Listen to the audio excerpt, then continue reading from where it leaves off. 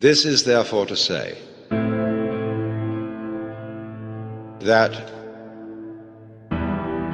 transformation of human consciousness through meditation is frustrated so long as we think of it in terms of something that I myself can bring about by some kind of wangle, by some sort of gimmick. Because you see, that leads to endless games of spiritual one-upmanship and of guru competitions, of my guru is more effective than your guru, my yoga's faster than your yoga, I'm more aware of myself than you are, I'm humbler than you are, I'm sorrier for my sins than you are, I love you more than you love me. This interminable goings-on about which people fight and wonder whether they're a little bit more evolved than somebody else and so on. All that can just fall away. And then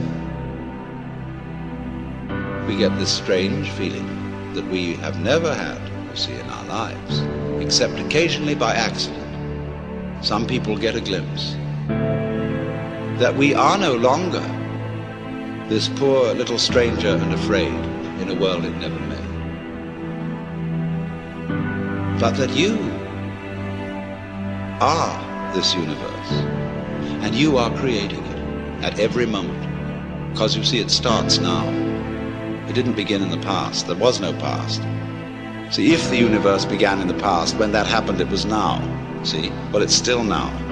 And the universe is still beginning now, and it's trailing off like the wake of a ship from now. And that wake of the ship fades out, so does the past. You can look back there to explain things, but the explanation disappears. You'll never find it there. Things are not explained by the past. They're explained by what happens now. That creates the past, and it begins here. That's the birth of responsibility. Because otherwise, you can always look over your shoulder and say, well, I'm the way I am because my mother dropped me.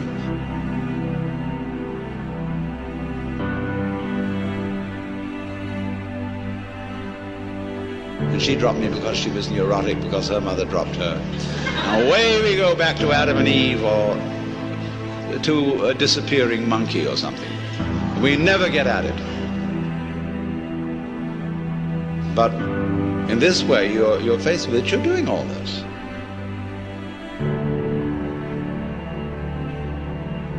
And that's an extraordinary shock.